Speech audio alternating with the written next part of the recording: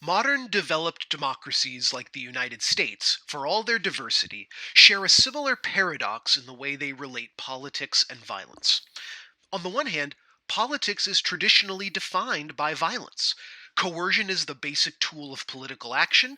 The use of force to secure a group's aims against the resistance of other groups is a very general way of talking about politics as a whole. As Max Weber argued, the state is defined by its monopoly on the legitimate use of force. State power can be measured by how effectively a state controls violence by asserting its own exclusive right to its use. Modern democracies typically try to blunt the impact of this violence on public opinion. Even the United States, which tolerates extremely high levels of violence by the state and the population at large, takes pains to disguise the role of coercion in maintaining the existing social, political, and economic order. Our political imaginations are weighted down with an elaborate system of justification that excuses the violence of the state and deplores the private violence of individuals. Police use indiscriminate violence against the socially weak, while the military employs lethal violence on a global scale, supposedly to defend our peaceful domestic tranquility. These realities are reflected back at us, distorted and mystified, to uphold the belief that our safety relies upon doing violence to others. On the other hand, Americans live under a peculiar set of taboos relating to violence and politics. These taboos insist that violence among citizens and violence against the state is inherently wrong. To use violence like this is always illegitimate, an act of immorality that outweighs any justification of force. We readily accept this view when it comes to interpersonal violence. For example, most of us abhor murder as a moral crime, rather than as an abstract attack on social peace. We deplore violence as a failure of human reason, a lack of the finer ethical qualities that make modern life possible. This attitude is also extended to the state and to the realm of political violence. The ideal of American democracy insists upon the uniquely peaceable features of the constitutional order.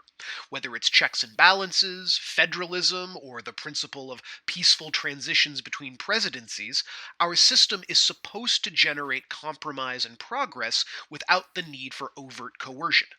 Democratic competition within a universally acknowledged set of rules should make violence unnecessary, since alternate methods of resolving political disputes exist. Like all ideals, this one departs from reality at numerous points. The virtues embedded in this ideal blot out the contradictions and falsehoods recorded by history. Indeed, those rare moments of American history in which change seemed to result from the deliberate rejection of violence are treated as the standard rather than the exception. One result of this attitude is a blanket unwillingness to really think through what it is we mean by political violence and how it can be justified. This question of justification is extremely important, even though it is a line of thought that the political orthodoxy of the 21st century United States discourages us from pursuing. The conventional wisdom promoted by the ruling classes insists that violence in pursuit of political goals is entirely unacceptable and immoral by default. This entirely abstracted view of violence necessarily avoids details. The who, what, when, where, and why of political violence is ignored in favor of automatic moral rejection. As a result, most of us are encouraged to be bad faith pacifists.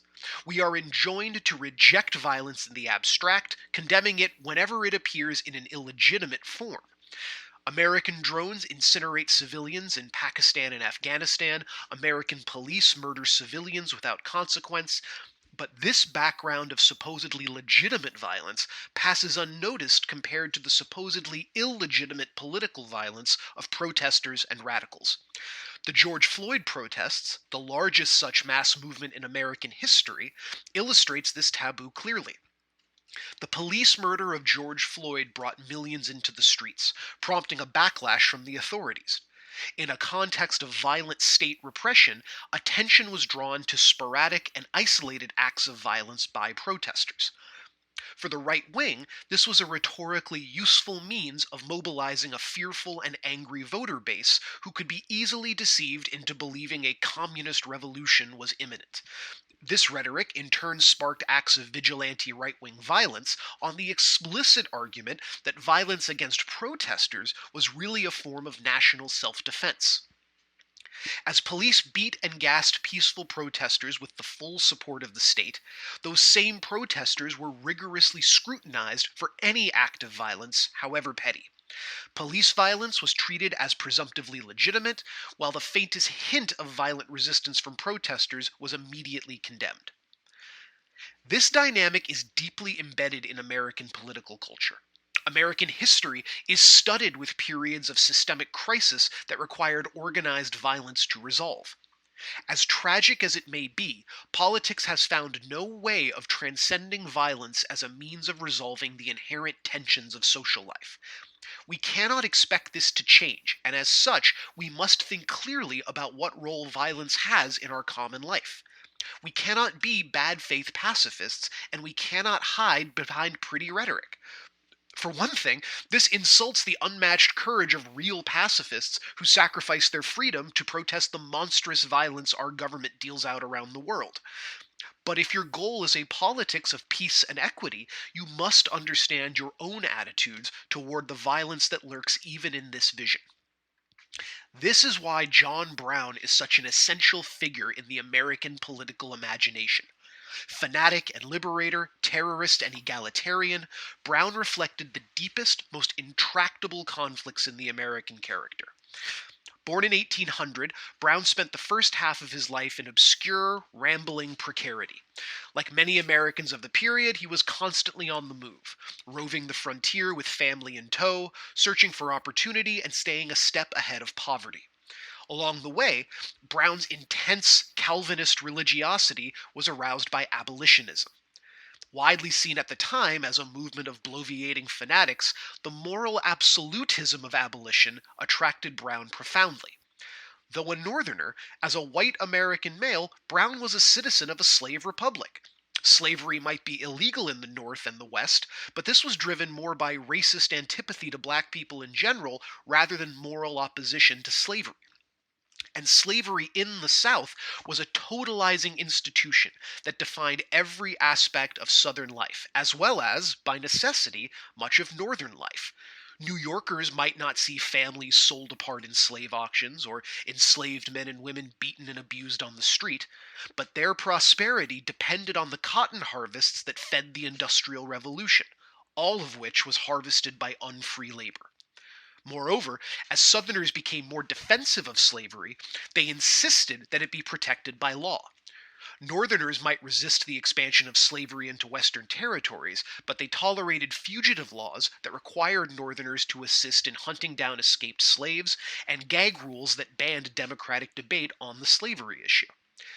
Abolitionism rejected this order of things, and for abolitionists, therefore, were marginalized in the North, outlawed in the South, and subject to violence in the West. Despite the unpopularity of abolitionism, by the 1850s, the question of slavery's expansion in the territories mobilized all sections of the country into bitter political conflict.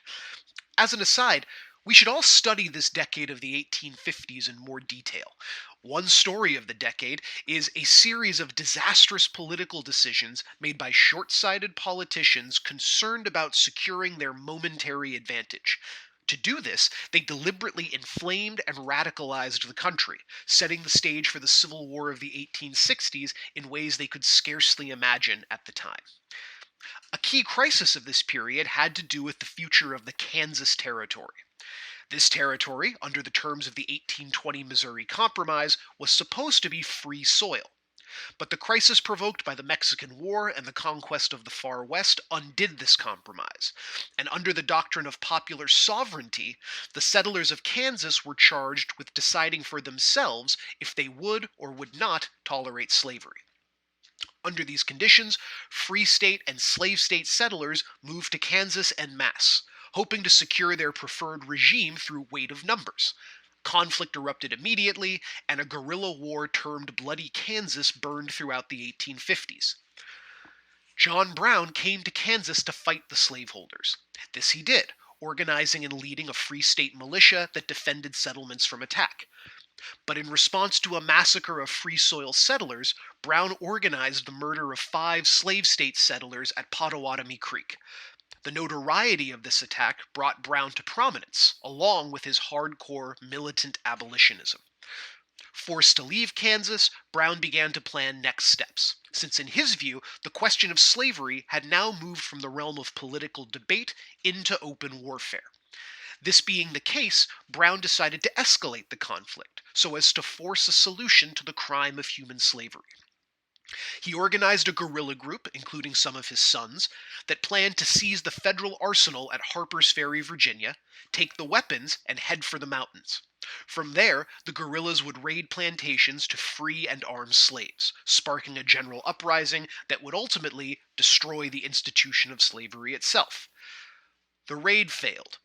Brown and his group botched the raid and were besieged in the armory by U.S. Marines. When they stormed the armory, the Marines wounded Brown and killed one of his sons, before arresting Brown and turning him over to Virginian authorities, who put him on trial for treason. Nothing excited the fears of white Southerners like the prospect of a slave rebellion. Any hint of rebelliousness among slaves was brutally punished. The same pitilessness, dressed in the color of law, was directed at whites who committed the unthinkable perversion of inciting a slave uprising. Brown defended himself and his cause in court, knowing that he would be convicted and executed in any case. In his last writing before he was hanged, Brown repeated his belief that slavery was such a grotesque crime that America could only redeem itself with blood.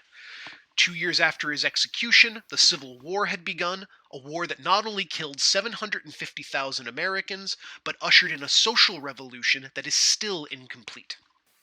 This is the immediate context of Garrison and Thoreau's arguments.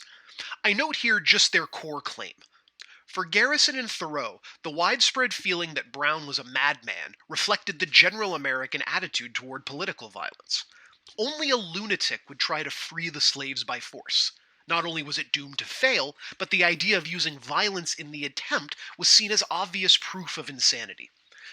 But what if Brown was the only sane person in the whole episode? Brown's intense abolitionism was identical to his faith in a harsh but just God, and his commitment to equality was genuine. Black friends and acquaintances of Brown's all remarked that he was generally free of prejudice and treated blacks as equals, without the condescension that was common even among white abolitionists.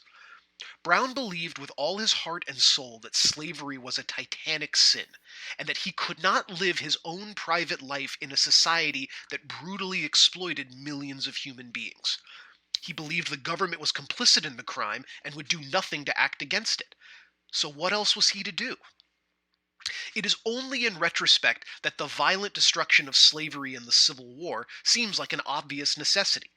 But it took an absolutely unprecedented crisis to even make slavery's destruction possible, and the failure of Reconstruction and the triumph of Jim Crow reminds us of how incompletely it was done. In 1859, the very idea of violent abolition was inconceivable, hence the ease with which Brown was dismissed as crazy. But he was right. Slavery's power was such that it could not be peacefully dismantled and justly disposed of. It had to be destroyed with fire and sword. Try as we might to ignore it, the Civil War justifies Brown's fanaticism, which means we cannot excuse ourselves of the need to consider just what would make us consider the use of violence as a political tool.